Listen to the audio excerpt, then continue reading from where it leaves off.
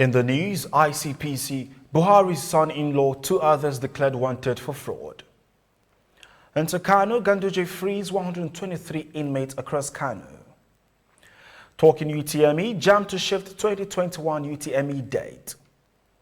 And Gaza-Israel conflict, Israel increases attacks in Gaza as fight enters day 5. Details coming up shortly.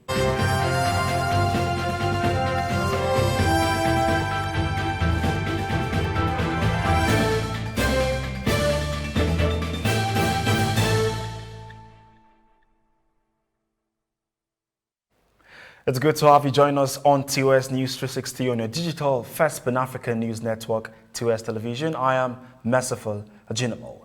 The Independent Corrupt Practices and Other Related Offences Commission have declared a son-in-law to President Muhammadu Buhari, Gimba Yao Kumo, wanted for alleged $65 million fraud. The commission made this known through a published post on its website. It said Kumo was wanted alongside Tari Rufus and Bola Ogunshola over alleged misappropriation and dispersion of National Housing Fund. The notice was signed by the spokesperson of ICPC, Mrs. Azuka Ugugwa. And Kano State Governor Abdullahi Ganduje has released 123 inmates from prison across the state. He said the deed was part of his give back in the spirit of the Eid al-Fitr celebration. The governor said the beneficiaries were selected based on the gravity of offences and signs of reformation while in prison, while pointing that the decision to visit the prison was to show the inmates that the state government was aware of their existence and that they were also regarded as citizens of the state. Ganduje advised the ex-inmate to change their attitudes to life and pray for peace and stability in Nigeria. And Senate President Ahmed Lawan says elected officials should not be amongst those calling for the restructuring of the country. He cautioned state governors and other elected leaders while fielding questions from the State House correspondent in Abuja on Thursday. He said he was not opposing those calling for restructuring, but elected officials must not be among those advocating for it. However, the Senate President said state governors must ensure that they restructure their respective states first before calling for restructuring at the federal level. And now to education. Joint Admissions and Matriculation Board has said that the chances of a shift in the date of the 2021 Unified Tertiary Matriculation Examination is very high.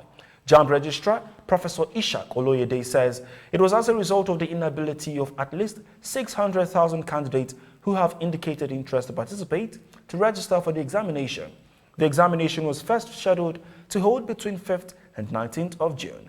While speaking in an online meeting with 2021 UTME committee members on Friday, he said 1.1 million candidates so far registered for the 2021 UTME, and the board anticipated approximately 1.9 million registrations at the end of the exercise. And talking health, the Nigeria Center for Disease Control has announced 53 new cases of novel coronavirus infections, which brought the total number of cases in the country to 165,612. The agency stated that the 53 new cases were reported from 3 states in the country. Of the 53 new cases, Lagos topped the list with 36 new infections, followed by Rivers, 14, and Akwa Ibom, 3. However, NCDC noted that no death was recorded from the virus, which he had already claimed 2,066 lives in the country. It said the number of deaths from the disease had declined, with the 5 deaths recorded in the last 28 days. You're watching your digital first Pan-African news network, TOS Television, and this is TOS News 360. More stories when we return. Do stay.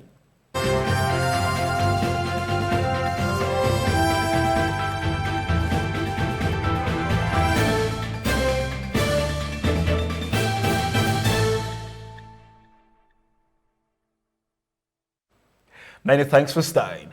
Anatole Kolede Makoso has been appointed Prime Minister of the country according to a decree read on Wednesday evening on public television by President Sassou Nguesso, Chief of Staff.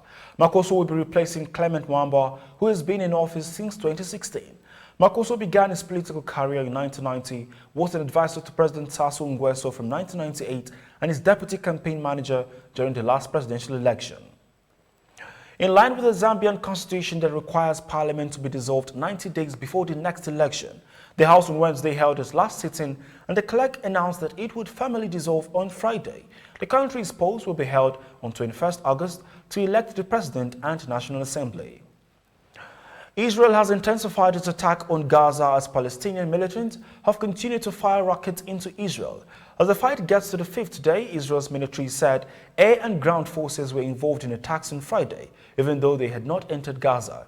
Report has it that about 119 people have been killed in Gaza and 8 have died in Israel since fighting began on Monday. Meanwhile, Jewish and Israeli Arab mobs have been fighting within Israel, prompting its president to warn of civil war. And to sport, Real Madrid came out top of the Nuevo Los Camenes to keep up the pressure on leaders Atletico Madrid in the fight for the La Liga title. The defending champions are 2 points behind Atleti with 2 games to go. Luka Modric gave Real the lead from Miguel Gutierrez's cooked pass and Rodrigo scored from a fine solo goal. Veteran Jorge Molina gave Granada hope, but Eden Hazard set up Alvaro Odriozola, and moments later, Karim Benzema scored into an empty net from 40 yards after a goalkeeping error. The victory at the Nuevo Los Camenes means Madrid are now unbeaten in their last 16 La Liga games. This is 11 wins. And Jurgen Klopp has clinched his first win at Old Trafford as Liverpool came from behind to beat Manchester United and boost their chances of a Champions League place. United's Bruno Fernandes struck first through deflection, but Liverpool, who had seen one of their buses prevented from picking team members up before the game after being blocked in the street, hits back through Diogo Jota's instinctive effort. That moved him to level with Harry Kane in a Golden Boot standings and condemned Ole Gunnar Solskjaer's side to a 6th home defeat of the season. The result takes Liverpool 5th in the Premier League. Meanwhile, if they win at West Brom on Sunday, they will close to within 1 and 3 points respectively of FA Cup finalists Chelsea and Leicester. And that is TOS News 360 on your digital first Pan-African news network. For more updates, visit www.tostvnetwork.com. Follow and like our social media handles on Facebook, Twitter and Instagram. And remember to subscribe on YouTube. Stay with us and enjoy more programs on the network. I am Merciful Ajinama. Thank you for watching.